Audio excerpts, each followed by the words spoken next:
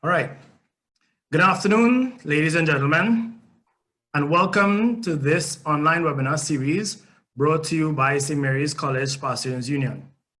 My name is Brevard Nelson, and I will be your host and moderator for today's panel discussion.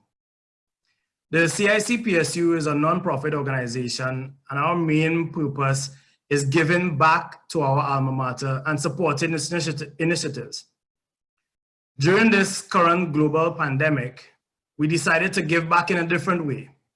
Why not tap into our alumni network of scientists, healthcare professionals, HR and IR, personal trainers, chefs, entertainers, you name it, to share information with our community and give back. Today, our focus is on COVID-19, and we have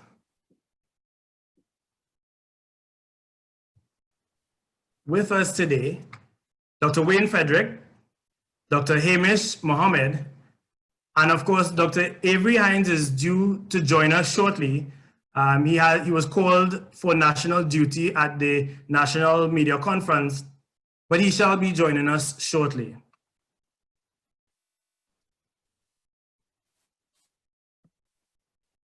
I'm just making sure that you can see my screen. I'm about to share. And you guys can raise your hand if you're actually seeing the screen, because we will share some information with you, some data, some statistics as we go forward. All right, awesome. Seeing lots of hands being raised, so that's awesome. So thank you so much for joining us today.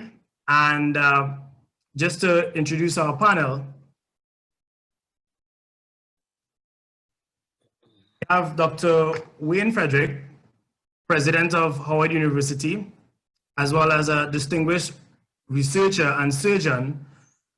And he has been appointed on many medical boards, as well as the Federal Reserve Board of Governors, appointed by President Barack Obama for the White House in 2016. We also have Dr. Hamish Mohammed, a consultant epidemiologist based in the UK, but also did some work in the CDC dengue branch in the Caribbean. And he also is the chair of a medical board, NAS, a charity in London. And of course, Dr. Avery Hines, Director of the Epidemiology Division, Ministry of Health, Trinidad and Tobago. Good afternoon, gentlemen, and welcome to the panel discussion today. Awesome. So of course, before we get started, I just want to set some ground rules, mainly for the participants. We would like you, if you have any questions, to use the Q&A panel and direct all your questions to our panelists. You can send your questions while our discussion is going on. And of course, when we get to the point later on, we'll address those questions and anything else that may come from that. Now, we'd ask you to keep your questions short and as succinct as possible. And if you need to direct it to a particular panelist, please do so when you're making your comment. We will also not be able, unfortunately, to handle all of the questions, but we will try to get to as many as we can in the allotted time. I also note that the panel will not be answering any political questions. And of course, if there are any sensitive topics, they will identify them and also not be able to respond to those accordingly.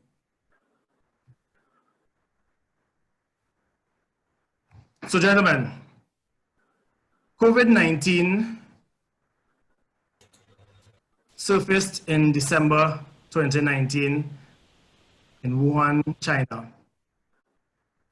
Fast forward 3 months later, and we're seeing approximately 1.7 million confirmed cases and just about 100,000 confirmed deaths. As we discuss this particular virus and its impact on the globe, let's start with deconstructing the virus itself and understand what it is, its origin, and how this particular virus was able to spread so quickly. I'm going to start with Dr. Mohammed.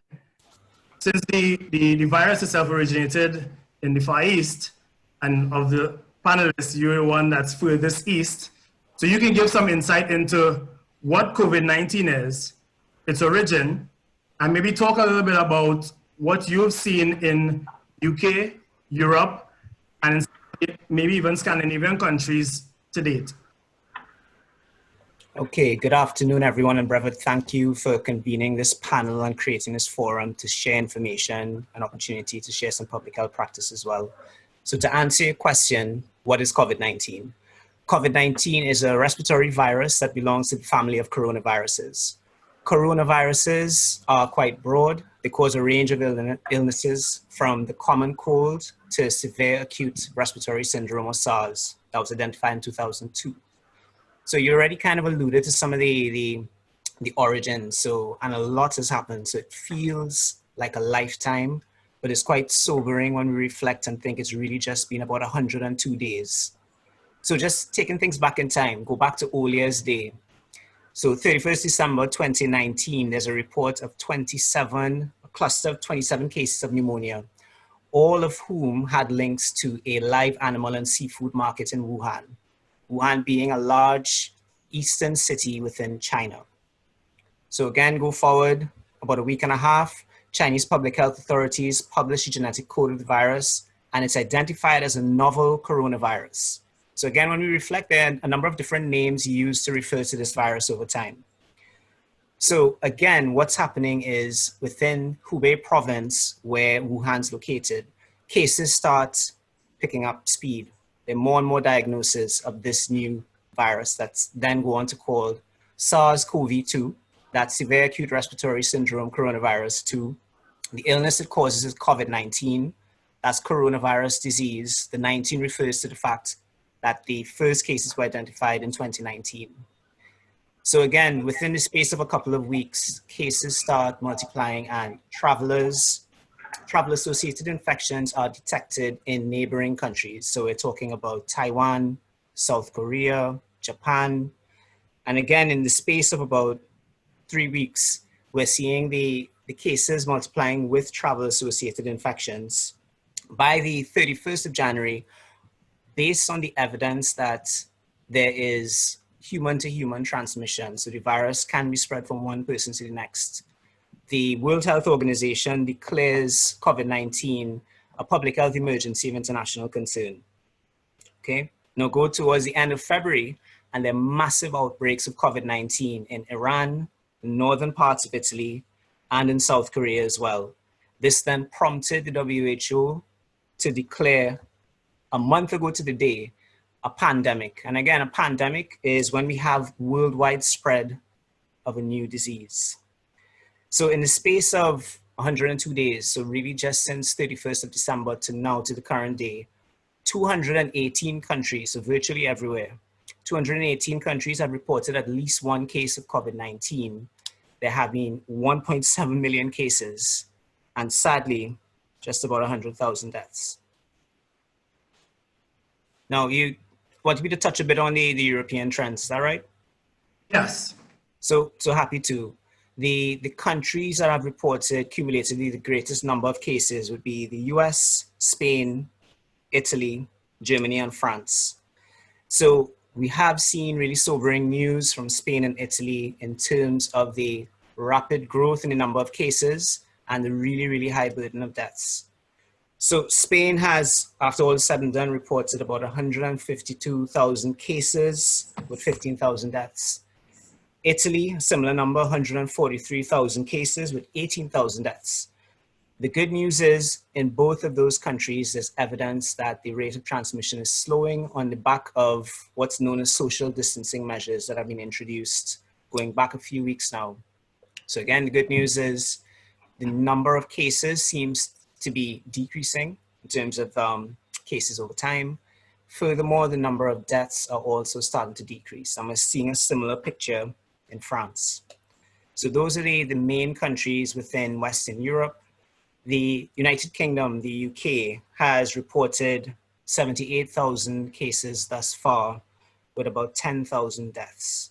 So we're not seeing that, we don't have as high a burden just yet, but by all indication, there's evidence that the outbreak is continuing within the UK context, but we have some hope and some optimism that recently introduced social distancing measures here in the UK are resulting in a slowing down of the transmission and the cases as well. Now, we know that COVID-19 is a global pandemic, and you mentioned that as you were talking. Throughout today's session, we want to ensure that we get our definitions clear and the nomenclature for this particular virus very clear so that we know when we're making reference to it, we're accurate. What is the distinction between an epidemic and a pandemic? So I'll kick off with that one, and certainly my panelists could also join in, but an epidemic is any number of cases of a disease that would be greater than what you'd expect. Okay, so another term that's commonly used would be an outbreak. You could have an epidemic of anything. You could have an epidemic of dengue fever, of influenza. Currently, we're seeing epidemics of various illnesses, but when you think of COVID-19, a pandemic, as defined by WHO, is global spread of a new virus, or new infection, I should say. Okay, and we've had quite a few pandemics in our lifetime. And, you know, how does this particular pandemic compare to those that we've had before, whether it's the Spanish flu or other similar pandemics? So in recorded history, so when you think back to the 20th century, certainly the largest in terms of the burden, in terms of cases and deaths, pandemic was Spanish flu in 1918, which was a pandemic of an H1N1 strain of influenza. So at that point, something like 1 to 3% of the global population died. So it really spread quite quickly, geographically diverse, and there were a lot, I mean, the fatality rate due to Spanish flu was enormous. And the other thing that's quite interesting about the pattern of mortality for Spanish flu is that most of the deaths took place in otherwise healthy adults, so people between the age of 15 and 34 years. So we haven't fortunately seen anything of that order of magnitude in terms of severity and mortality since. So that's something in terms of a frame of reference when we look at the current pandemic, where we're not seeing as much severe disease or as much deaths as we would have seen in 1918 with the pandemic strain of H1N1 influenza then. More recently, many of you will remember the last time WHO declared a pandemic was in 2009 for a different strain of H1N1. But fortunately, after all was said and done, the overall burden of H1N1 was relatively, well, it wasn't as severe as it could have been. So there's probably about 300,000 estimated deaths due to H1N1 in 2009. So again, the case distribution is quite low. In that case, people under the age of 65 were more likely to die, and people with underlying health conditions such as severe asthma, diabetes, and obesity. So what we're seeing now in COVID-19 is a pandemic of a different order. What's happening is it's spreading rapidly.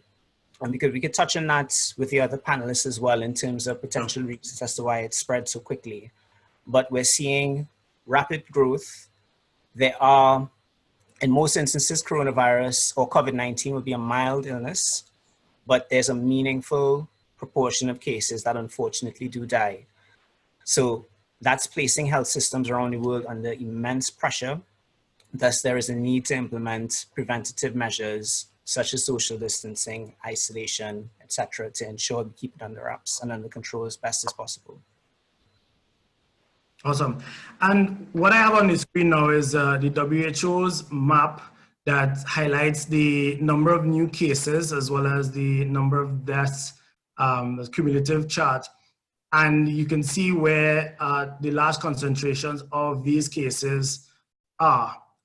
Europe, some in the Caribbean, the US.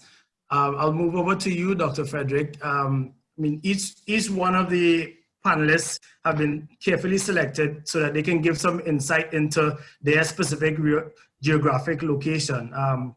Dr. Mohammed, the UK and Europe, Dr. Frederick, the US and maybe even North America, and of course, Dr. Hines can give some insight into Trinidad and Tobago and the Caribbean. So Dr. Frederick, what have you been seeing with this particular pandemic in the US? Yeah, so unfortunately, in the US, we now have more cases than any other country in the world in terms of confirmed cases. The number of deaths is also have also risen significantly, and we're now, unfortunately, averaging about 2,000 deaths a day, and for the entire country. With New York obviously being the epicenter, and in New York we have more confirmed cases than any other country in the world as well. So a significant impact it's having. We're attempting to practice social distancing, and by that we mean that, you know, keeping a safe distance from which you can be infected from someone else, and that recommendation is about 6 feet. But it also includes several other things, including significant hand washing, avoiding gathering in groups in a particular area. We've progressively gone to stay at home now, unless you're going out for essential things. Most jurisdictions now where you have high incidence or rising incidence, like we have here in Washington, D.C., we're recommending that people wear masks outside. Some people are wearing gloves. Most people who are not used to wearing gloves every day probably don't do that well, because they touch things that they probably shouldn't touch, and they're still, even when they take the gloves off, there's an opportunity for contamination. But a mask definitely are recommended. The other thing that we're seeing in the US, unfortunately, is the disproportionate outcomes in terms of African Americans in particular, or people of color. And that's a significant problem. That's a more of a national systemic issue, not just related to COVID-19, but anything that would cause some type of compromise because of comorbidities, which are other types of diseases that one may have, which may include anything from asthma to hypertension to diabetes. Those patients are going to fare far, far worse.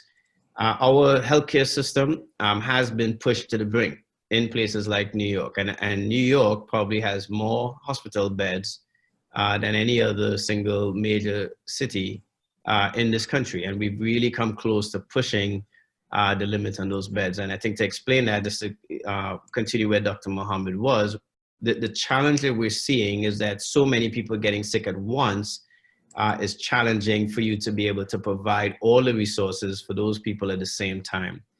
The other issue is that if you can provide those resources before patients worsen, you actually will improve their outcome. In some age groups, in the elderly age groups, over 80% of patients who make it on a ventilator are going to die. So having ventilators is one thing. Preventing people from getting on a ventilator is probably the more pertinent issue. And that's why getting tested, getting enough tests done helps. And that's the issue that I'll probably close on before you have any follow-up, is that the issue of testing is key. We were behind the 8 ball with respect to testing. And that was because the initial test that was sanctioned by the World Health Organization, the US government made a decision to develop their own test. And while there has been a lot of criticism about that, the reality is that that's not something uncommon that hasn't happened before. If you go back and you look at the prior, more recent outbreaks, and pandemics, we certainly have done that fairly consistently. The issue is we did not do it well this time. And as a result, that delay in testing, we still have not caught up. And we do recognize that there's a significant number of asymptomatic patients with the disease. That is problematic as well, because if somebody is asymptomatic, and I probably shouldn't refer to them as patients, but they're asymptomatic carriers. And the problem with that is that they will be interacting with others without any symptoms. And although which is why we're recommending practicing social distancing, because even if you don't know someone's status, if you maintain that distance and you don't touch certain things, you wash hands after you interact with everybody, even at that safe distance, when you come back in the house, etc., you prevent it from spreading. And therefore, what we're talking about trying to do is to slow down the number of people who contract the virus, ultimately get the COVID-19 disease, and then subsequently require hospital care. If we can do that, then we can more successfully treat patients and therefore decrease the likelihood of death. If we get overrun by the number of people that come in all at once with scarce resources, they also are going to get inadequate care. And so that's the challenge that we're dealing with right now in Washington, D.C. specifically, at the hospital that I oversee as part of the university, Harvard University Hospital. We are beginning to see an uptick in cases. We have been mandated by the mayor to expand our hospital beds by 125%. So we're in the process of doing that right now. I'm overseeing that process. We think in 3 weeks we'll be there. Ventilators will be on the short side. So we're trying to secure some ventilators right now, and we're potentially going to have to put a second tent outside. We have a tent outside right now for triage that has about 20-something beds, but we'll be building actually an outside field hospital in one of our parking lots as well to try to take care of about another 30 patients. So when all is said and done, we would have expanded our volume in a 3-week period by 125%. And that's, for any hospital system, is quite an undertaking. And that's what we need to do in order to meet the surge. Okay, and I'll stay with you, Dr. Frederick. I'm sharing on the screen right now an animation of the US, right? And this would have been from the 3rd of March all the way through to yesterday. And looking at all of the cases that popped up, and you will see it started in Washington State and then some on the Eastern Coast, etc. But then, of course, as you continued, you see the spread throughout the state. My question is, do you think the difference in the response by the different states, how do you think that is impacting the spread of this pandemic, this virus in the US? So, because some states actually have moved very quickly to lockdown and they've been able to manage to some extent, but other states have been slower to move, and we're seeing some of the effects now. Yeah, so this is a good question. Before I mention that though, and as much as I know people are very familiar with the United States, these 50 states are very different, and the governance of each state is very different. DC obviously is not considered a state, so we have a mayor. The other areas have governors, but it's very, very different. Everybody has their own public health system. So they have their Department of Public Health. They have a network of public health hospitals that are unique to that particular state. So although you see that continuity in terms of landmass, and obviously you have a federal government that oversees it, the states are fairly independent. So that's the first thing I'd mention. The second thing I would mention is that travel between the states is obviously not regulated. So once you get an epicenter of activity, someone can, in one day, which I have done myself, I could fly from Washington, D.C. To Los Angeles because of the time difference, participate in a conference, and then fly back to New York on the East Coast. And if I was a carrier, just think of everything that I've done in that airport, that plane, the next airport, at that meeting. By the time you do contact tracing on any particularly busy individual who may have had this disease before we were even aware of the level of contact or the level of how contagious it was, you could really transfer it. And yes, I agree. I think some of the measures that you put in place, depending on how aggressive you are or how slow you were, is going to impact it. But again, I want to underscore that that's very, very difficult in some of these areas. New York City alone has 8 million people, very busy place. And then the impact of once you do that, there's a ripple effect impact. And we're seeing that impact on the economy. I know some people may feel that probably there's been too much focus on the economy, but you have to understand that if you go from having an unemployment rate of 3-point-something%, and literally in 30 days, we are at an unemployment rate of 13%, which is probably undermeasured. 17 million people have filed for unemployment in a workforce of 150 million people. You really are getting into very dangerous territory, and we could end up with an unemployment rate of 20%. And so the difficulty of getting that mechanism moving again is going to be very, very difficult. And so that's some of the issues with everybody trying to decide what to do. The safety net networks are different as well. You have public schools. And so once you start shutting down public schools, you're thinking about daycare, depending on the socioeconomic status. Most of those kids who go to public schools may get their most nutritious meal while at school. So once you take that away, you have to try to recreate that somewhere else. And so, yes, some places have been slow. There are a myriad of reasons why, and we are seeing a difference in terms of outcomes as a result. And so we have to encourage everybody to adopt it. But I also do want to be clear, not defending any particular state or governor who may not have done what they needed to do, but just to explain that there are lots of things that go in to making these decisions. And while sometimes we do a little bit of caricature on our news and in social media, just to get everybody to understand how complicated it is and how difficult it is to make those decisions because of the ripple effect. Okay, great. And Dr. Hines, I'll toss it over to you. We've seen the Trinidad and Tobago government, they've moved relatively quickly, I would say, to lockdown. Initial response in January 30th. And now evolving to lockdown of our borders, as well as ensuring that people are staying home and staying safe.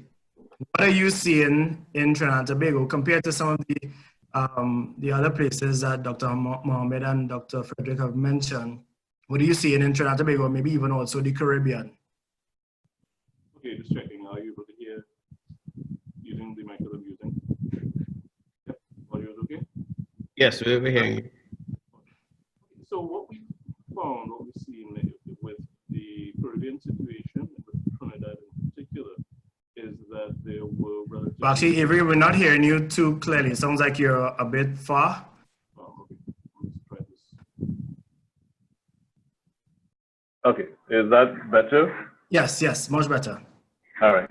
It's what we found in Trinidad and Tobago and in many other countries in the Caribbean is that the moves to reduce importation, risk of importation by travel restrictions and eventual closures of borders were actually taken relatively or comparatively earlier in the Caribbean's trajectory of importation of the COVID-19 cases. So at present, we would find that the vast majority of the countries in the Caribbean have varying degrees of travel restrictions in place. In Trinidad in particular, the travel restrictions began with focusing on the first countries in the east that were most affected, and those restrictions became progressively more expansive, moving from the Asian countries to the European countries that were most affected, eventually moving to the point where we actually prevented non-nationals from entering the country while still allowing nationals to enter, and ultimately culminating with the closure of all borders completely, so no travel in and out after the 22nd of last month, the 22nd of March. Taking some of those moves along with the public education that we had been promoting to reduce the unnecessary gatherings, to promote hand washing, to promote respiratory hygiene, to promote the sanitization of surfaces, and the progressive measures that were taken in reducing gatherings by closure of schools, by reducing the gatherings in public from 50 to 10 to 5, closure of places of worship and places of entertainment. All of those things added layers of potential protection or reduction of transmission that seem to be, we're cautiously optimistic that they seem to be having something of the desired effect. there's also a lot of very active follow-up of persons who came into country. Follow-up in terms of both asking them to quarantine and follow them up with regard to their symptoms. So a lot of active work was done, keeping in contact with persons who traveled, following up and testing persons with the travel history and the relevant symptoms that could represent COVID-19. And the vast majority of the cases that we identified were then mostly travel related, either direct travel relations or clusters within families of persons who had traveled, or in a couple of instances where persons were mildly ill but still went to work, there may have been workplace contact. And that kind of emphasizes the importance of some of what Dr. Frederick had said and some of what Dr. Mohammed had said with regard to those stay-at-home measures, with regard to the self-isolation recommendations, that if persons are ill, they should not be coming out into any kind of gathering whatsoever, and that if persons were exposed, we do want them to stay out of circulation while the incubation period of the virus is allowed to run. So seeing all of those things work in concert, working together, we've seen that we don't yet record in our surveillance systems in the hospitals large changes in the numbers of respiratory illnesses. A lot of the behavioral practices and changes would prevent or reduce the risk of other respiratory illnesses as well, other viruses, influenza, etc. And we are hopefully seeing the benefit of that, even as we expand our surveillance strategies to look in the communities in a more concerted manner now that the 14 days post-importation for most of the people who've traveled, if not all, would have expired. So we're going in concentric circles, looking at the non-exposed as far as we think, to see if there are cases that we would have missed. So that's another strategy that's being brought online right now. And I believe that similar things are being done in the other Caribbean countries beyond the travel restrictions. Similar health information is going out, and I think similar restrictions of movement to various extents across the board. Okay, I want us to come back to the key indicators that we're actually controlling the virus shortly, right? But before we get into that, I want to make sure that we have the nomenclature down and all of the terminology and the definitions down. You know, most times we're seeing, you know, scientific terminology now making it into the media, but we want to ensure that we're using them appropriately and in the right context. And so I'd like for the panel to touch on the differences of these following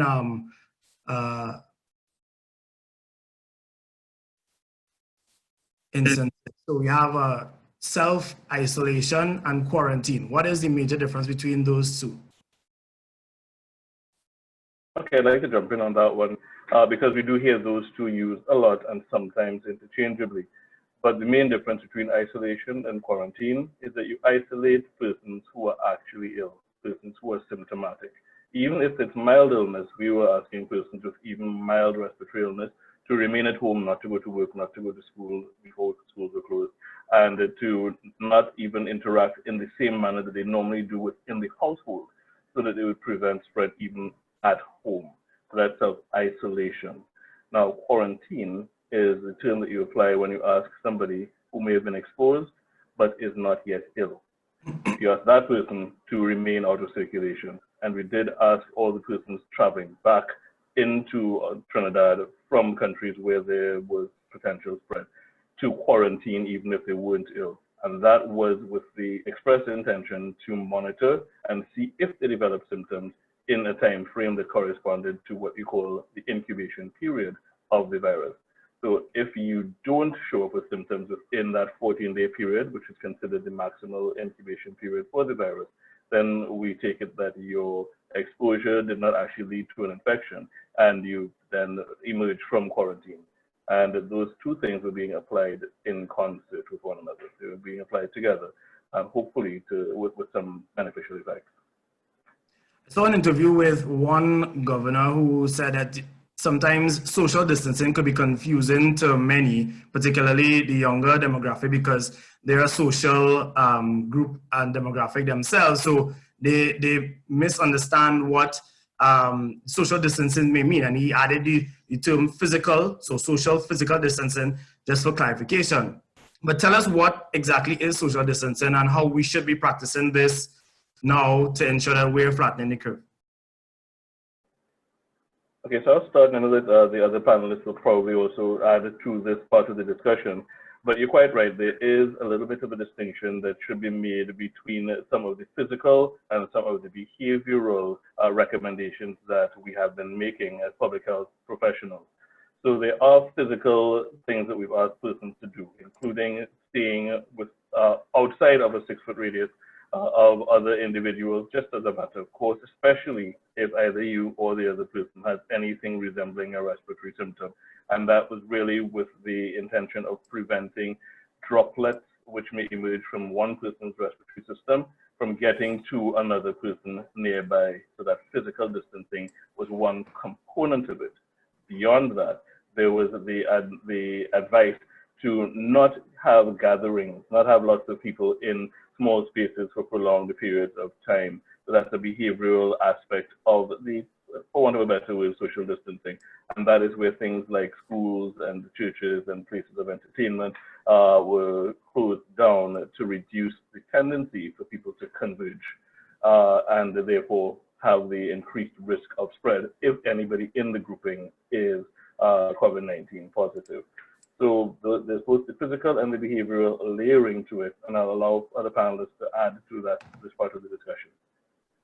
So I think that was a very eloquently made point, Dr. Hines. And I will say, I completely agree. I think social distancing is a gross misnomer. It is about the physical distancing and ensuring that we keep that distance. It's about the droplet transmission, keeping 6 feet, 2 meters, depending on which system you use, but a certain degree of distance between yourself and other members of the public when you're out and about. Now, I think it's important to make that distinction because there are public health actions we're taking to reduce the rates of transmission and hopefully see fewer cases, but we're all isolating ourselves quite substantially. Many of us are working from home, not seeing friends and family members. So I think it's not helpful to say social distancing. I know that is the academic term, but it's now more important than ever to keep that social connection going. And we use technology such as this, Brevard, what you're doing here, to make sure we could connect with people, even if they're in the same neighborhood, different countries or what have you. So I think it's now even more important than ever to keep that social tie, but maintain a physical distance. Yeah, and actually, as you mentioned that, in the early stages, a lot of people thought that really only the elderly and the immunocompromised patients are the ones who were at risk for COVID-19. But now we're actually seeing more and more, younger and a younger demographic getting infected and in some cases even dying. So who is really at risk with this particular virus? So I could start and then panelists could join in, but everyone is at risk of being infected with SARS-CoV-2, the virus that causes COVID-19, because it's a new virus. So in theory, we're all susceptible to it. Fortunately, in most instances, it is only going to be a mild illness. However, where people have underlying health conditions, then their prognosis isn't as positive as it could be. Across the board, based on the data we have thus far, we see higher rates of mortality in people above the age of 70 years. However, that doesn't mean that you should have a false sense of security. Everyone's at risk of infection. And even though the probability might be low, people who are a lot younger could potentially have severe illness as well.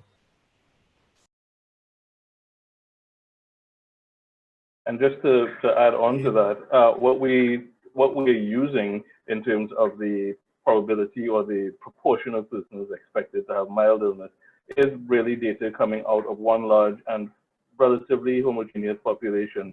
The studies that outlined the proportions of persons who may become mildly or severely or critically ill actually was done in China itself in a population that was that is significantly different in many ways: age, the demographic distribution of comorbidities, etc., from the populations where we may live.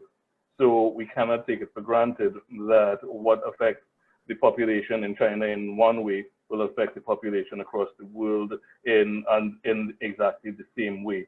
We do note that older persons across the board have been the ones at highest risk of adverse outcomes, but as we saw in the breakdown of the outcomes for the United States, where health status before infection is worse off, persons who have comorbidities, persons who have other underlying conditions do have worse outcomes even at younger ages. So we do need to take that into consideration, and also to remember that some persons do not know the comorbidities that they currently have. Persons may be hypertensive and not be aware of it. They may be diabetic and not aware of it. And those things will play on the outcomes, even in the absence of information on them. So we have to take the age distribution along with other demographic factors into consideration when we look at the proportion of people who could be more seriously ill. Is there any evidence right now that the virus is airborne, or is it still being transmitted via droplets? So based on the best available evidence, it does suggest that it is droplet transmission. So the distinction here is the size of the particles. So aerosol transmission would indicate you have tiny, tiny particles that could stay airborne for a long period. That, fortunately, there isn't evidence to suggest that the virus that causes COVID-19 is spread through airborne transmission. So it's important to note droplet transmission is thought to be the key route of transmission, which is why it's even more important to practice, as Dr. Hines has said, good respiratory hygiene. So covering your cough, your sneeze. When you return indoors from being outside, you make sure you wash your hands thoroughly. So people are saying the 20 seconds, which is a bit hard to judge, but you make sure you wash your hands really, really thoroughly. So it really is about that hand hygiene and respiratory hygiene as well. Okay, so let's talk about a vaccine. What is the timeline for a vaccine for this pandemic to actually be produced and then let alone be distributed globally? So, a couple of things with respect to vaccines. The way we make vaccines traditionally today is we try to use an attenuated version of the virus that would still stimulate the body to respond to it. And as a result, in that response, give you what we refer to as immunity. And that means that if you're exposed to that virus again, when you take a vaccine, you basically have your immune system now has aspects of it, including antibodies, which can then attack that virus. So the first thing is actually making sure that the virus was sequenced. A lot of these viruses may mutate, and by that they may change their DNA. It's really DNA content of the virus that we're trying to get just right. And as those things change, you have different strains of the virus as well. So when you develop a vaccine, you want to develop obviously a vaccine against probably the most common existing strain at the time, or for that matter, the most lethal, either one. The problem with this is we don't know what either one is at present, and there's sequencing going on all the time based on the viral infections that we do know of. Once you've done that, you want to then start looking at the aspects of it and figuring out what types of attenuations you can make that would not cause it to be lethal in terms of how it acts when it gets into your body, but at the same time stimulate enough of an immune reaction. That then leads to formulas of that vaccine that you then need to test. You have to test also the medium in which you want to put the vaccine. All of those laboratory aspects of it then lead to a particular concoction that we can then test in human beings. And the first testing that we do usually with any new medication or vaccine is safety. You want to make absolutely sure that if you give this to someone, that in and of itself is not going to cause them significant harm, including death. And then once you get through that safety aspect, you can then move on to doing enough trials and collecting, obviously, blood samples, et cetera, to see if the vaccine is having the impact that you would want it to have. And then obviously rolling out much larger vaccinations. Now, that process I just described, typically in the best case scenario, with everybody, everything aligned and with all the regulations across all these different territories, is still probably a 12 to 18 month rollout at best. What we've seen now, because of our prior experiences, I think as a globe, is that there's a lot more, I would say, collaboration to get to these answers. People are more likely to share their failures, to avoid somebody probably using up resources and time going after something that we know is not going to work. And so we're hopeful that something can come to market, within 12 to 18 months. And I think that's an important timeline, because you could have another, outbreak that then leads to an epidemic and pandemic as early as the fall of this year, which would be, months between October to December again, leading into next winter and spring. So something I think for all of us to be thoughtful about as well, that even we've been talking about this curve and flattening this particular pandemic, but we all need to be cautious and vigilant about the fact that we may not have a vaccine before there's another potential pandemic as well. I saw a video clip where Bill Gates is to donate, I think, close to $100 million toward vaccine research and just more or less helping to hasten the process. How important is that public-private partnership to actually even help this process and maybe even shorten the time frame to a vaccine, so that we're not necessarily it's 12 to 18 months? Yeah, I think it's absolutely critical to do that. And I think also as well, the altruism of why most of us got into the profession of medicine is also key, because the reality is, again, there's a lot of economics behind trying to come up with something like this. Companies spend a lot of money on research and development. And while pharmaceutical companies sometimes get a very negative rap, they really do things that help save lives. And so taking some of that intensity away by having somebody donate dollars to that can help. Not to make a political statement, but from a socio-economic point of view, one of the things that we sometimes do, though, is we then misplace resources after we do that.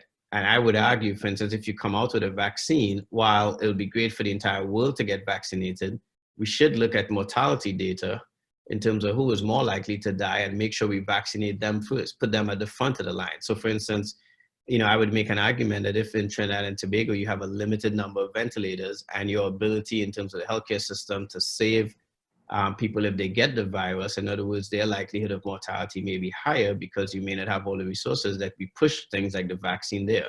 That's not how our world works, unfortunately. That's not how our society necessarily thinks. The ability to even work from home and telework, all of those things, I think, should be factors when we start rolling out a vaccine, if we're really concerned about the global citizenry as it exists right now. That's a good point. Recently, we've had some people, medical and non-medical practitioners, making recommendation on drugs. Obviously, given that sort of timeline for vaccines, I know some people are looking for some type of solution very quickly. And so people have been making recommendations for drugs that are typically used for other diseases and ailments to treat COVID-19.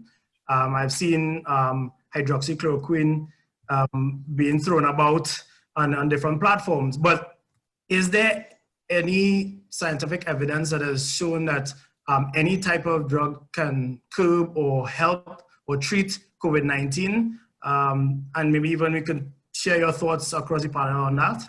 Sure, I'll go first. We're using hydroxychloroquine at Howard. We're also using what's called a Z-Pak, an azithromycin, which we typically use for bacterial infections. We're using that, though, under a regulated FDA protocol. Very unusual circumstance, and we're using it, and I'll say pretty comfortably, we're using it without scientific evidence that fully supports its use. And that's because the studies that were done, and I'm sure the other panelists will elaborate on this, were very small studies. One of them in particular that's often cited was fairly inconclusive when you look at the number of patients. You do a study and you give drugs to 20-something patients, just the roll of the dice might be the reason why somebody did better or didn't do better. And that's why we need larger trials. But there's so many unknowns, and the lethal nature of contracting this particular virus mandates that we take a different course. And that is why the FDA, for instance, has really loosened its regulations to allow us to try to bring some of these treatments to try it. I think the way it's been touted politically as, kind of the magic cure, I think is unsafe, to be quite honest. I think what we're doing in hospital settings is what should be done. We're observing those patients very, very closely. We have a very low threshold for not using the drug if we think the patients are developing more side effects as opposed to benefit. But it's because of the desperate nature of not having a treatment, the lethal nature of it, that is really forcing our hand to try some of these unproven treatments and hopefully collect enough data to suggest that they now should be standard treatments.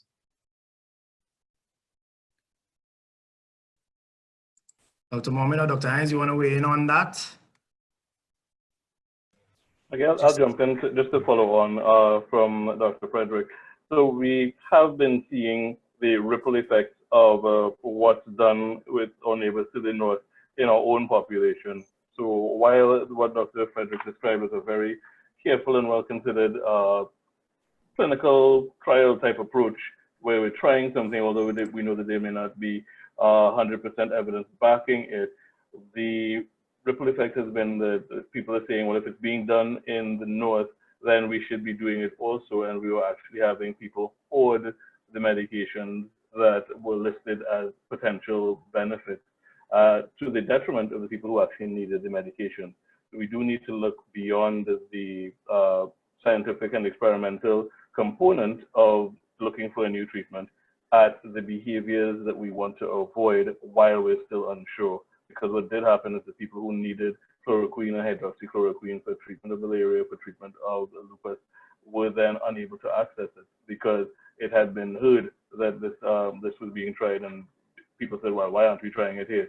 It's important to emphasize that, yes, we don't quite know exactly what the outcomes are going to be. It's still under investigation, and therefore we shouldn't be redirecting our current source or resource away from the patients we know need it in light of the uncertainty around its efficacy at this point in time.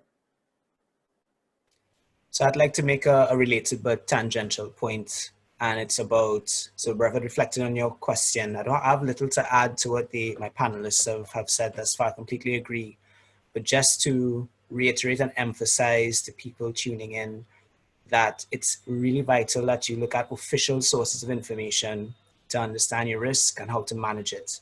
Because there's a lot of misinformation. There's always been misinformation, but the rate at which it is spreading it's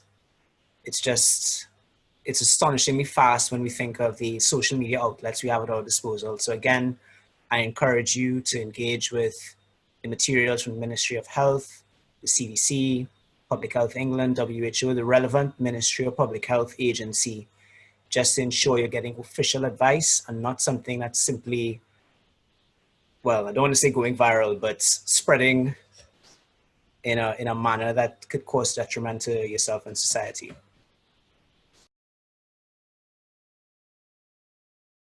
I think you're on mute, Brevard. Oh, yeah. I just pulled up on the screen because we've heard a lot about flattening the curve, but I want to make sure that people are very clear on exactly what the curve represents in terms of both axes, as well as even what you see in there, the healthcare system capacity. So, Dr. Frederick, you want to talk a little bit about these curves and then what this means for the different jurisdictions that you guys are in and the position that you're at right now? Yeah, so sure. If you look at the curves, there are two things there. One is, if you have no protective measures, you have an increase in infections over a short period of time. And so what that results in is a large number of patients showing up at the hospital requiring the same care, the same resources from the same limited amount of caregivers. That will ultimately outstrip what the system has the ability to do. And therefore, people will end up getting substandard care. And in that scenario, the number of people who will die will be very, very significant. And a lot of it will simply be because they cannot get the care that they need. So the idea is to try to get folks not to get all infected at once and to lessen the number of people who will get infected. And again, I want to emphasize this point. With all of the physical distancing, social distancing, however you want to term it, all of those things, while we are trying to control the spread of the virus, we have to be realistic that the virus will still spread. Even with our best intent and as cautious as we're trying to be, washing our hands often, etc., it will spread. But by us doing this, it will not spread as quickly. And not as many people will get it over a very short period of time. And what that helps the healthcare system do is, as we start getting the patients, we're more likely to provide the best of care and to have less fatalities over time. It also buys us more time to be able to develop a vaccine to then subsequently immunize the population and then avoid in another outbreak, avoid being able to having the issue where you're overrunning the system. So I think it's extremely important. And all of those things in terms of hand washing, et cetera, I know I've seen a couple of questions just to piggyback on the curves where people are asking, well, what will it be like after this? The reality is, after this, like 9/11, we will do a lot of things differently, right? My kids I have a 15-year-old son and a 13-year-old daughter. They do not know of an airport that does not have security, right? Every airport they go to, as far as they know, unless you're flying, you cannot get to the gate where that plane leaves. Well, I shouldn't say all of us, because there may be some younger folks on now. All of us have lived in a period of time where we could walk our loved ones to the gate, kiss them before they walk down the ramp. In one circumstance, I even had an uncle walk back on a plane because I left a bag that he wanted me to take and handed me the bag.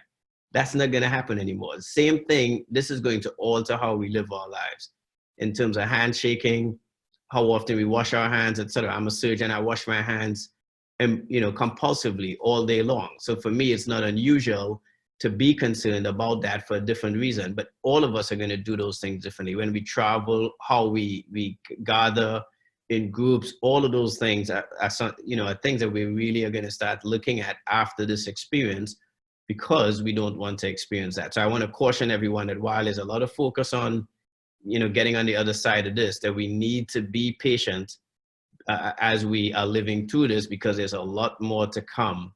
And I think trying to focus on the other side too soon is going to get us in trouble.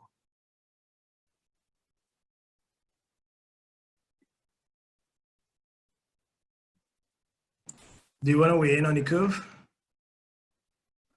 On flattening this? I missed which of us you were addressing with that one, but I will just jump in right after Dr. Frederick. So one of the things that I've heard a lot used, sometimes misused, but so far I think used relatively appropriately, is that flatten the curve statement.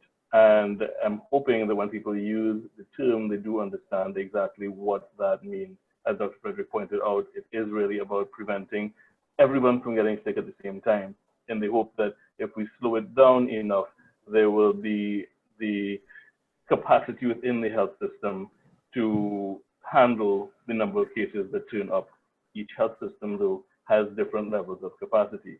So the capacity in the UK is going to be different from the capacity in the US, which is going to be different from the capacity in Caribbean states. Each Caribbean state is going to have different healthcare capacities. And the extent to which the curve then needs to be quote unquote flattened will vary accordingly. So what we're really doing in the early stages is trying our best to reduce the number of new infections by as much as possible. The flip side of that is that the longer we implement these measures, the longer it will take for the virus to complete its run through the population. So flattening the curve has the corollary, the flip side effect of extending the length of time. So that x-axis that we see where the horizontal line, so to speak, I don't know if everyone wants to point at it, but the line at the bottom, that horizontal line represents length of time. And as we flatten the curve, we may not necessarily change the total number of people that get ill. We just change the length of time it takes for everybody to have experienced the virus, short of an intervention such as a vaccine. So flattening it also means extending the duration. Therefore, people say, you really want this to be over quickly? No, you don't. If it's over quickly, it ends badly. If it's over quickly, it means everyone did get sick at the same time. Several people died. And now you're on the other side really just because of a horrible experience. And I don't think anybody really wants that. So no, we don't want it to be over quickly. We want it to be over safely. And that is part of what flattening the curve entails. And as you mentioned, prolonging the entire process. I know some countries have actually taken the approach of herd immunity, right? Maybe don't get as restrictive, but just let the virus run its course through the population. But it maybe is not working as they may have liked. I've seen Sweden more or less adopting that approach, and some other countries, but they're seeing a high early death toll. What are your thoughts on herd immunity and maybe even the benefits of that for population, and whether or not that is useful? So I guess it's first thing I'll do is just to define what we mean by herd immunity. So what you'd see, and this is depicted quite powerfully in that image you have up, Brevard, but when you have any new infectious agent in the population, what you'll see is rapid exponential growth in the number of cases. But for any infectious disease to spread, there must be a pool of people that are susceptible to the infection, all right? So you assume after people recover from their infection, they will be immune to that virus or bacteria, as the case may be, for a defined period of time. In some instances, it could be quite long. So herd immunity could either come about from naturally acquired infection or from vaccine-conferred protection as well.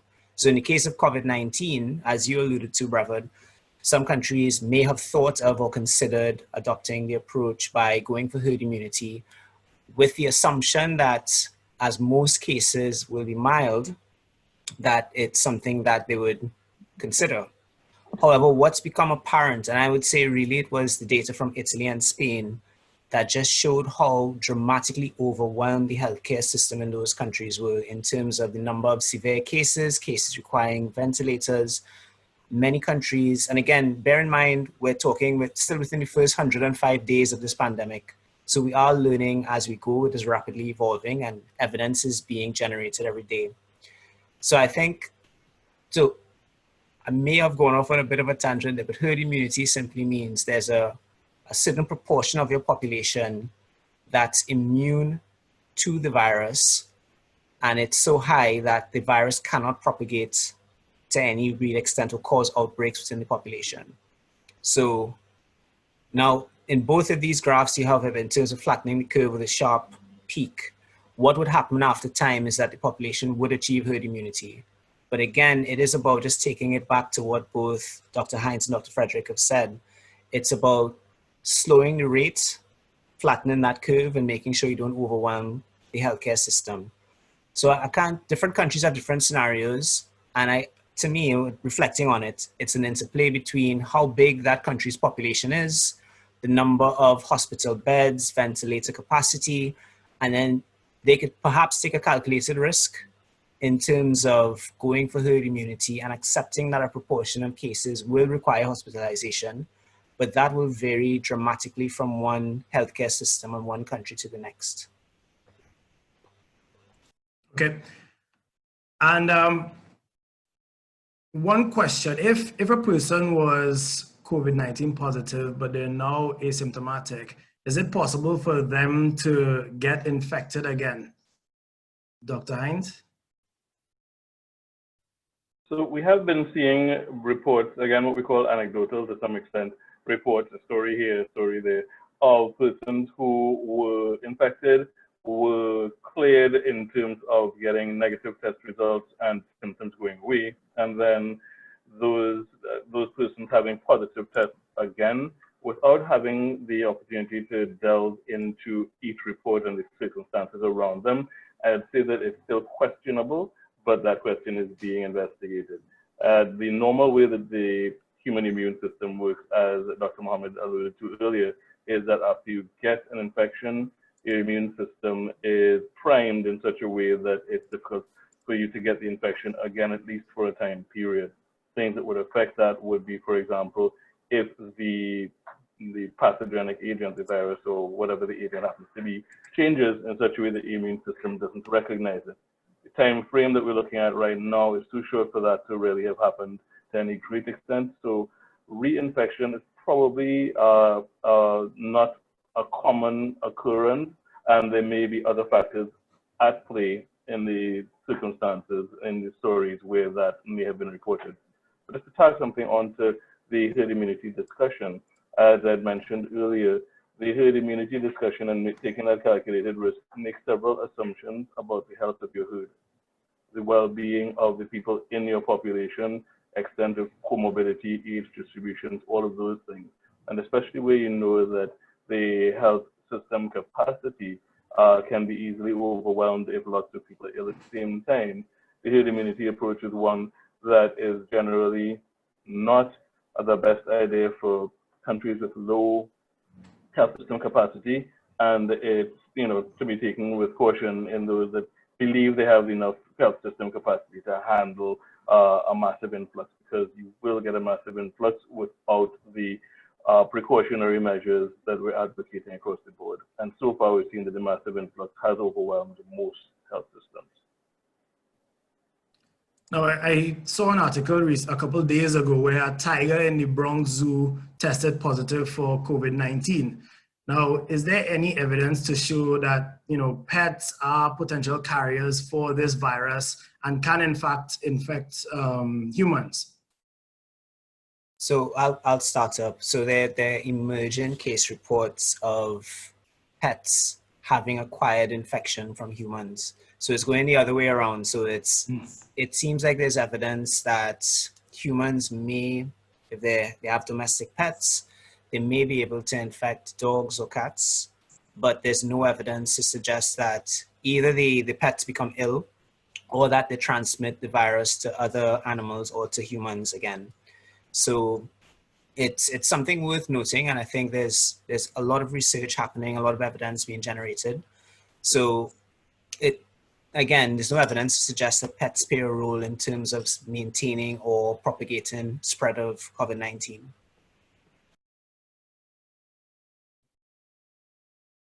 Staying in New York, we have with us today a doctor, a Trinidadian doctor, also a past student, who works in a hospital in New York. And we welcome Aaron Duen to the discussion today. And I just want him to give his story because he's on the front lines working, treating COVID-19 positive patients, etc. in New York. And I definitely want to hear from you, your experience, as well as your story. Hi, Dr. Nelson and the rest of panelists. So basically, can you hear me? Yep, hearing you. Okay, so yeah, basically in New York City, it's very different to like what, I guess, places like Trinidad may be experiencing, because we are basically, on the peak of the crisis, and we're like at the epicenter. Currently, like our hospital has doubled its capacity, and we even have patients in like tents outside. Our ICU is like completely filled, and we're actually like managing ICU patients on the general floor. One of the things that we're seeing is that everyone who goes onto a ventilator, very few actually make it. So, being extubated or coming off the ventilator. Currently, the whole hospital is COVID positive, and any new case that we're getting, we're just assuming that they're positive, but of course we're still testing them. Now, I actually have been unfortunate that I actually got infected with COVID myself. I was home for 2 weeks. I'm currently asymptomatic, but they retested me and I'm still positive. And there have been so many doctors who have fallen ill that they asked me to come back to the hospital to work after being still positive. So, that's, our situation in New York is, very extreme.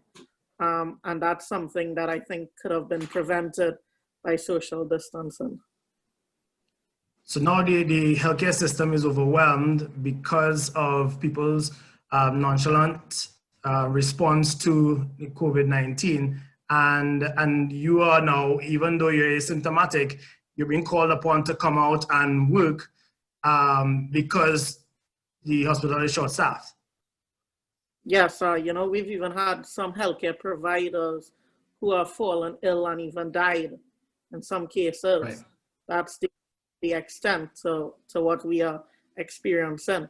We even have visiting doctors coming in from all parts of the country to help. And one of the doctors yesterday made the comment that this is unreal. It's nothing like what he even expected coming from Colorado. And he's like, he's going to get on the phone and call his, other colleagues to jump on a plane. That's how extreme it is. We're not, the hospital is definitely, all our resources are being used. And, we're even running out of medications to this extent. Tell us a bit about the demographics of the patients that are coming in, and maybe even those that you're seeing that are not making it. Yeah, so one of the things that, initially when China reported it is that it was mostly in the elderly population. But we've had a lot of patients as young as in their 20s, presenting with COVID positive, and even in some cases being intubated and going into cardiac arrest. So I think that this disease definitely does not spare any age group, and even the young demographic is still at risk of being intubated. And what message would you like to give to, I guess, other healthcare workers, but also, I guess, more importantly, people throughout the world to help prevent this virus from continuing to spread?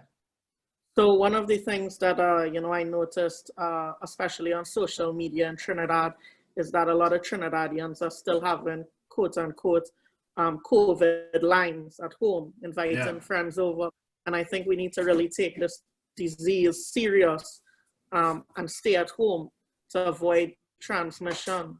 Because like me, myself, I'm asymptomatic, but I tested positive, even after recovering, and we don't know who may also be positive and may be spreading the disease. I, of course, wear a mask 24 hours in the hospital to prevent other healthcare workers from getting it. But, we don't know what the current situation is in Trinidad. And, we don't want to overwhelm our healthcare system in Trinidad. That's the major concern. Okay. And I'll open it up to the panelists for any questions that they may have for Aaron, just especially given that he's in the front line and directly seeing what's happening in New York. Yeah, I don't have any questions for you, Aaron, but what I do want to tell you is just to extend my heartfelt gratitude for what it is you're doing. I think as St. Mary's old boys, I think one of the things that we all appreciate is that we have to serve others, and you're certainly epitomizing that in what you're doing. So we appreciate it. Thank you. Thank you. Yeah, definitely echo those sentiments. Aaron, thank you so much for your service, and also even just your willingness to share your story. And I'm hoping that this resonates with everyone, not just healthcare workers, because I think that they tend to take the necessary precautions, but really just the population at large, that this is not a joking matter. This is very serious, and we need to listen to our healthcare professionals, our scientists, etc., and follow the rules that they're given to us.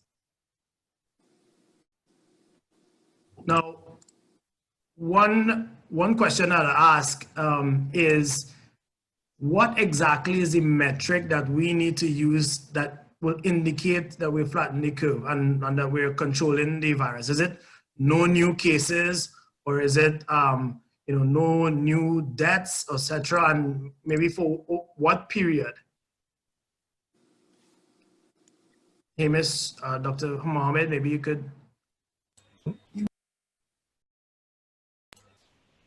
first thing, just to kick off, what you'll have there are a number of metrics you could do to track the progress of the outbreak. One is the number of cases, secondly, number of hospitalizations, and thirdly, the number of deaths. So there's a lag period between each of those three. So I would say the very first indication you'd have, if you have a certain volume of testing happening, the first signal you'd want to see is that the number of cases reported or detected starts decreasing first. So that is the first signal. You'll see that hopefully start to drop off once people adhere to the physical distancing guidelines. And then you'd find a lag of about 10 days roughly to start seeing a similar decrease in hospitalizations. And probably there's about a 2-week window after which you'll see that lag in the number of deaths as well. So that's the direction you want to go to give you some confidence that you are over the peak and starting to get towards a downward trajectory. The other thing I would add is the rate of change of each of those parameters is also important. So if you look on a daily basis, then if you, again, as Dr. Mohammed said, if you're doing testing appropriately, if the number of cases you're diagnosing every day is beginning to plateau or decrease, then that's fine. So the rate of change is important. The number of deaths, because of that lag as well, in terms of daily is important as well. If the number of deaths is still going up, you expect that in a lag, but if you continue to see that escalating, it may be that you're under testing, and as a result, people are getting very sick and still dying, or your hospital system is overwhelmed. And then hospitalizations, as he said, same thing again. So what we've been seeing in New York in particular is that some of the hospitals are seeing less volume.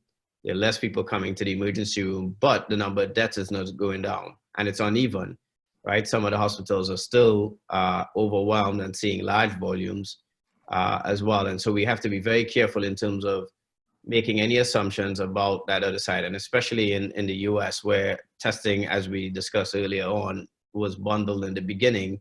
We are way behind the curve in terms of testing and really knowing how many people have this disease to begin with. And then when you have so many people who may be asymptomatic and don't have access to testing and are still actively transmitting the disease because they're not participating in social distancing, you run risk at looking at any one of those parameters in isolation. So we have to be very careful, I think, when we start talking about being on the other side of that curve and making sure that we're getting evidence. And in a country as large as the US, that curve is going to be a rolling curve depending on where you are.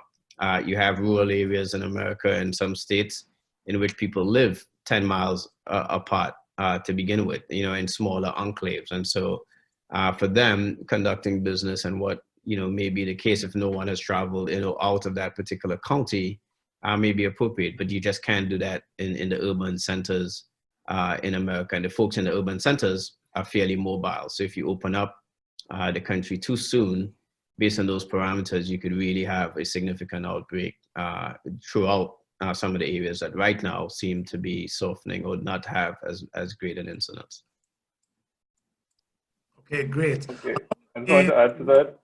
As we look at the metrics used to see whether we're coming out on the other side, so to speak, we do have to be careful not to interpret changes in the numbers of new cases as we're on the other side, because we can slow down the number of new cases due to the implementation of the measures. And as those are relaxed, you then have an increase in the number of cases again, because there is still a risk. If measures are relaxed that allow new importations or that allow gatherings or allow things that would promote the spread, you will rapidly see an increase in numbers just because you have changed a measure. So while we do monitor these metrics, and we monitor them independently, so the tests that we get positive, we look at separately from numbers of persons who may be showing up with respiratory illness that weren't tested, also numbers of people who may be hospitalized with respiratory illness, independent of a test, whether or not they get tested. All of these are metrics that you look at the same time to see whether they're all trending in the same direction, whether there are changes that indicate that something may be happening that we may not have a handle on. And as those things behave in a desirable manner, we still need to be aware that until we get to the point where there are enough people immune that the virus can't jump easily from person to person, at any time that you relax, you're going to have increases in second waves. It's being seen in the Asian countries that had come to quote unquote the other side of the curve. Numbers of cases went down, and as they relaxed the measures, you started to see increases again. And that's probably going to be the trajectory that any country will follow, short of, again, acceleration of herd immunity by vaccination. So you're going to have those sorts of start-stop as the attempt to relax measures comes into effect, because we have to balance the functionality of the country with the protection of the population from the virus. So there's probably going to be a fair amount of starting and stopping when the conversation begins about relaxing any of the measures that are currently in place. Okay. Over the last few minutes, we have been touching on quite a few of the questions that people have posted to us. Some folks have emailed us in advance, and the answers of the panelists have actually addressed some of those. But I'm actually going to try to make our way through some of the questions from the live audience. And one question for you, Dr. Duen, what is the average hospitalization time you're seeing with patients in New York? So I would say currently in New York, there's no clear average, except that, you know, everyone is presenting differently based on their age and based on their comorbidities.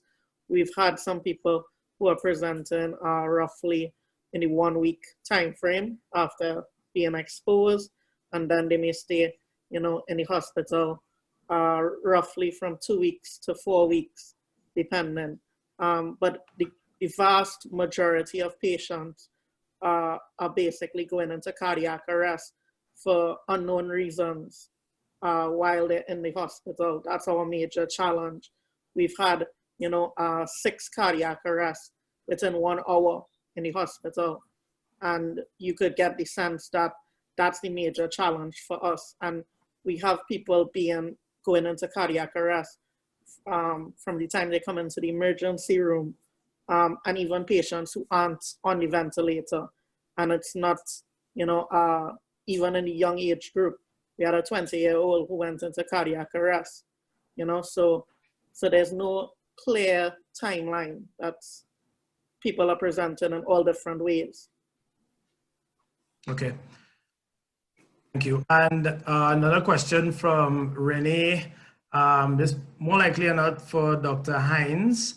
What do you think is the exit strategy from the lockdown, you know, especially to prevent a rapid increase in cases again? I mean, right now, of course, Trinidad and Tobago is in lockdown, but it really just takes one person coming back into the country to more or less start the cycle over again.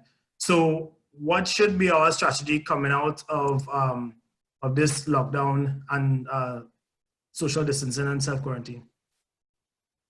Okay, so it would be at this point a little premature to outline an exit strategy because we're still looking at the extent to which the existing measures have been successful, whether additional measures are needed or not.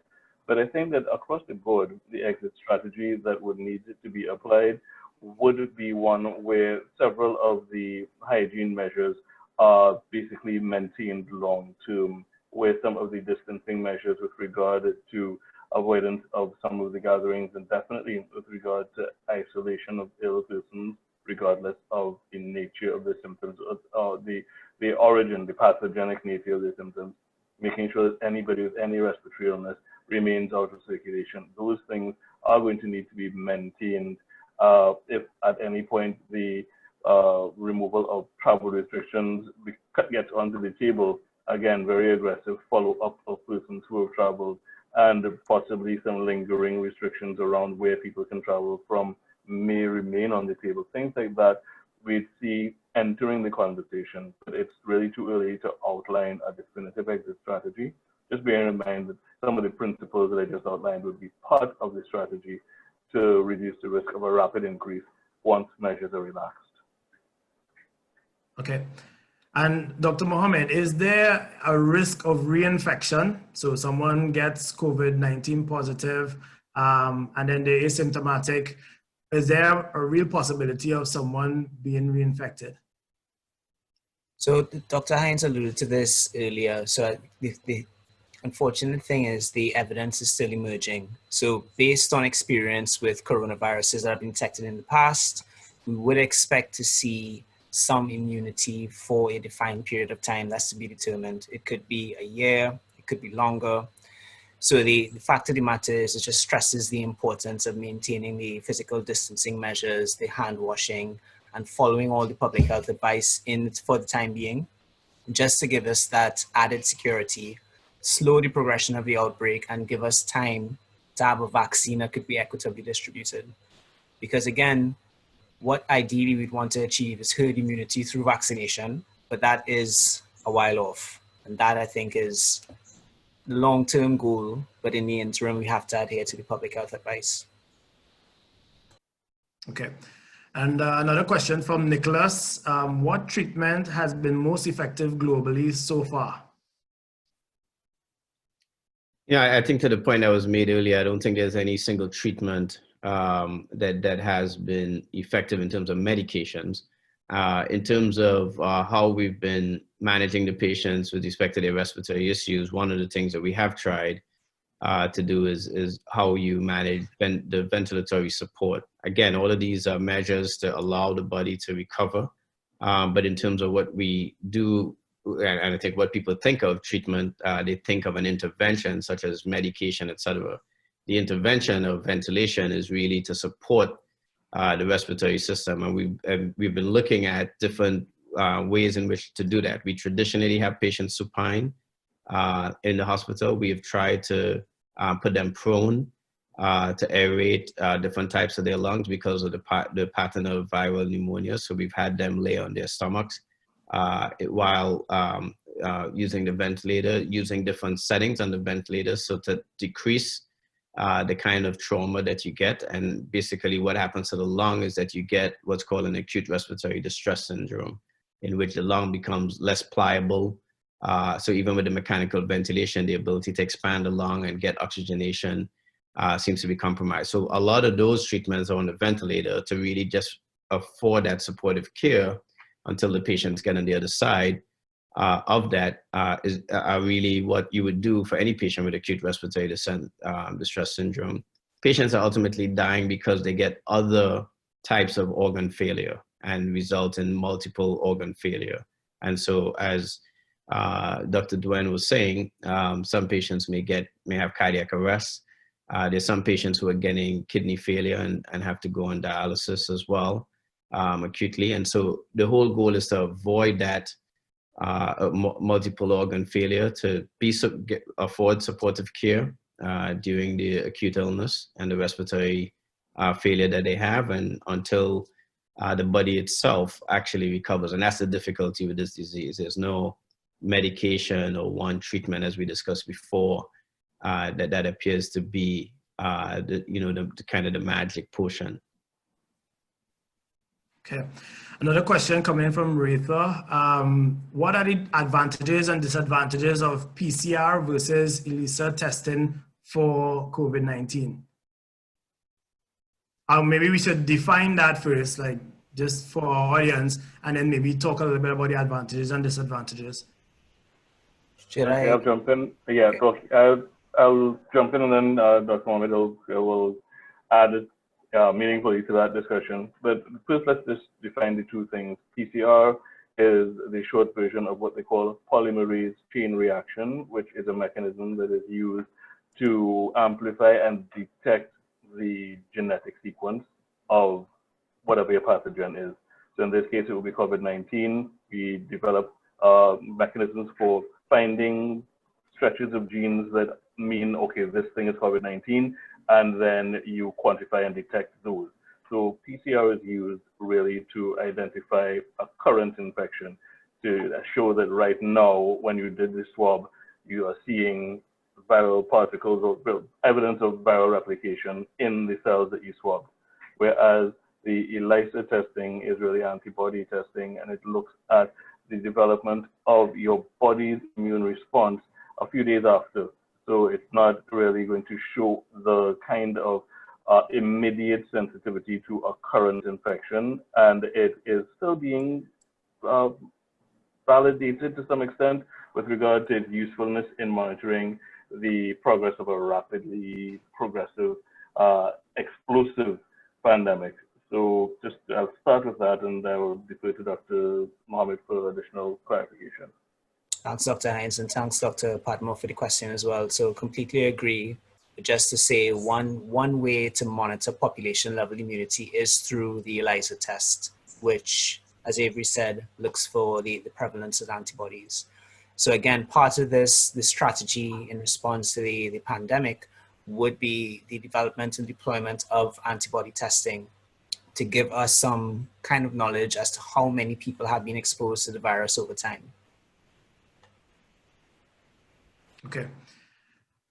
Dr. Frederick mentioned our lives changing post-9/11 in terms of security at the airport. How would we have to evolve or our life change, especially at ports of entry, now that with the advent of COVID-19? How would travelers need to be either disinfected, or what is the procedure do we envision that we would have to undertake going forward post COVID-19? So I could share one vision of what that would look like. So I think a useful corollary would be many of us would have yellow fever vaccination cards that we'd have to produce. Trinidad and Tobago is considered to be on the endemic map of yellow fever, or the map of endemic yellow fever areas, as is other parts of South America. So in the long term, and it will take a few years to get there, once we have a vaccine, I would hope that there'd be enough via international health regulations, a mechanism through which we would have a vaccination card from a valid source to indicate that we have been vaccinated, and therefore give us freedom of movement to different areas, different countries. Okay. Dr. Frederick or Dr. Hines, you want to weigh in on that, or? No, I think something like that is appropriate. And a lot of us who travel, depending on the country you go to, sometimes you have to fill out a questionnaire about whether or not you've had a recent fever. Some countries try to do that screening by asking you where you've traveled to recently, as they monitor, different types of infections across the globe. I think all of that is probably going to become we're going to become more sensitized to doing that. And one potential thing that could happen when you buy an airline ticket, for instance, as we all do online and with apps, is that you could start having those questions added to that as part of a pre-screening, and then getting feedback from an airline about the restrictions in that particular country and the expectation about your vaccination history, and also your exposure in terms of where you've traveled to, things that they may want you to take medications ahead of time, things like that. For, those of us who may travel to Africa fairly frequently because malaria and those things may be an issue, there's a series of, drugs that we take ahead of time before we go. And so all of those things are done now on a much smaller scale. I think what we will see is that, to Dr. Mohammed's point, some or all aspects of those things will become more pervasive, I think, in our society. But I think you will also, because the airline industry is going to have a big interest in making sure that what has happened during this period of time never happens again. I think you could quickly get buy-in as well from the commercial airline industry as well to participate in that, in terms of how we may buy tickets and so on. And even our passports could start looking different. Apart from just having demographic information, we could start insisting that you put health information on there. And so just as we've all gone to having passports that we scan and bring demographic information in, we could start having that as part of the screen as well. So there's several things that I think that could change that would help with the usual resistance that people would have for that level of invasive amount of information that's on there. But we all see now that we need to protect each other as a global citizens, and so some of that may become necessary. Okay. One more question from Jackie for Dr. Duen. What is your course of treatment when you tested positive? What was your course of treatment when you were tested positive? So when I tested positive, I was considered a mild case. At the time, I didn't have any respiratory symptoms. I just had body aches and muscle pain, as well as, a mild fever. At the time, they actually recommended not to start hydroxychloroquine and azithromycin. It was only considered inpatient use. There is controversy in terms of any correct treatment. At this time, we're basically just given supportive antibiotics, and we've even looked at anti-inflammatory medications since, the virus amongst a large immune response, as well as anticoagulation, because there's a large amount of patients coming in with microthrombotic disease. That's all I could comment. Okay, that's good. Thank you. And last question from the Q&A from the live audience, and then I'll just ask each of our panelists just to say a few words as we close. This question came in from Kwame Charles, and he had a question about the susceptibility of specific demographics for this virus.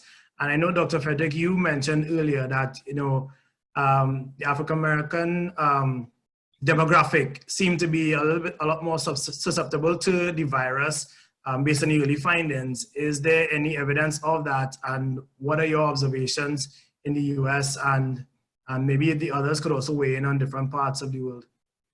Yeah, sure. The issue around the disproportionate outcomes in terms of, if you look at the populations in major urban centers in America, and you look at the size of the population that's of African descent against the mortality rate, in some circumstances is twice. So you have some cities that have a 30% population of African Americans, but when you look at all of the deaths from coronavirus, they represent 70% of the deaths.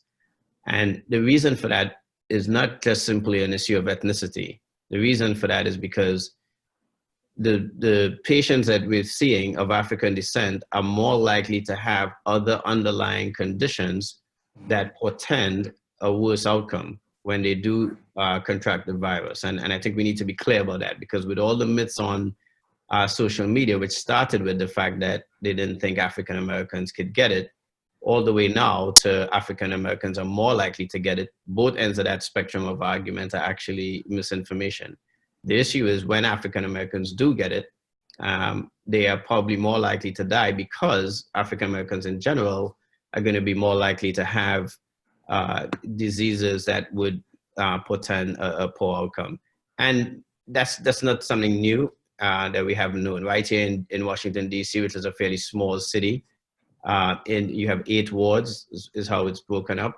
And if you go to Ward 8, if you live in Ward 8, where 95% of the population is Black, your life expectancy is 72 years.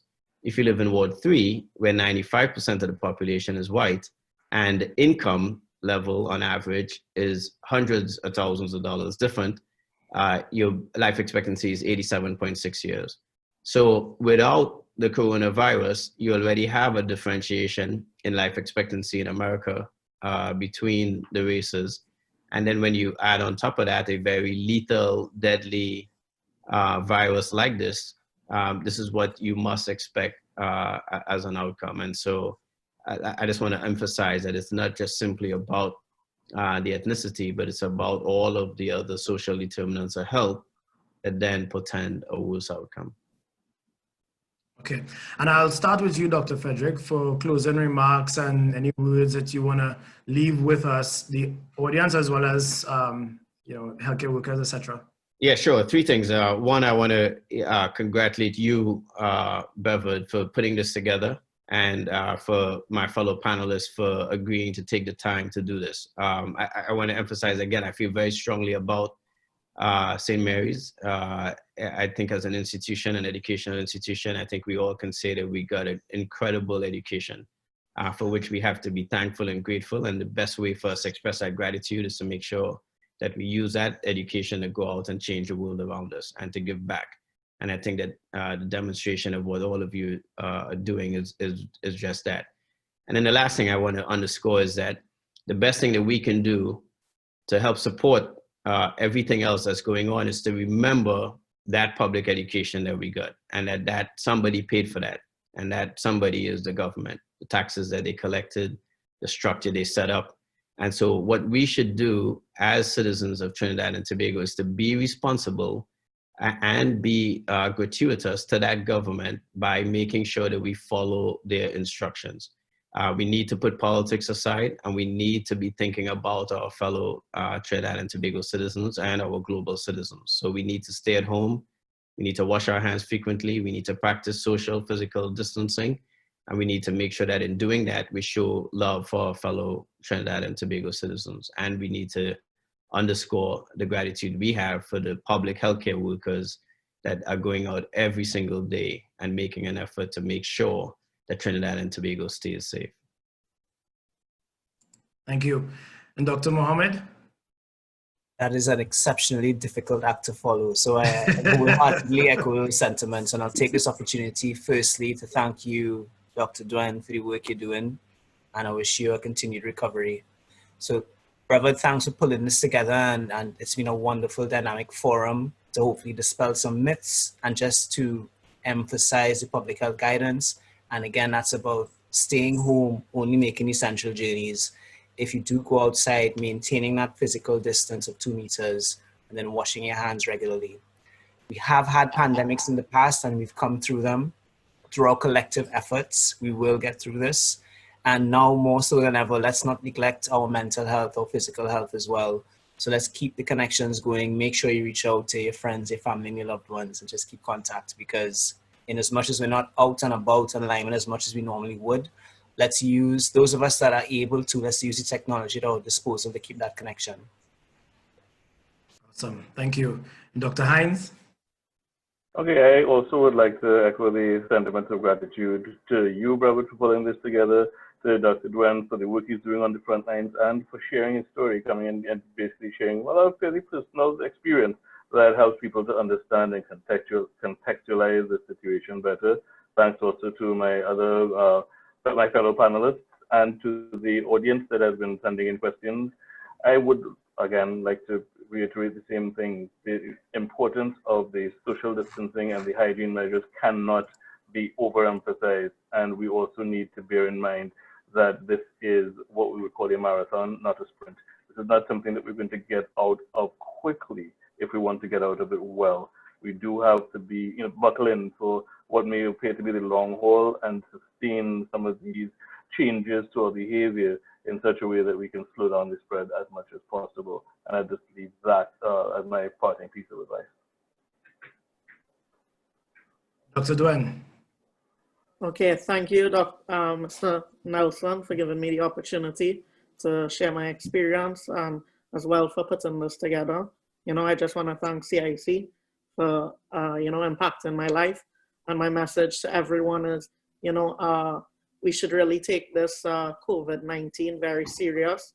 I think that we need to understand that this is beyond the average flu that we are accustomed experiencing.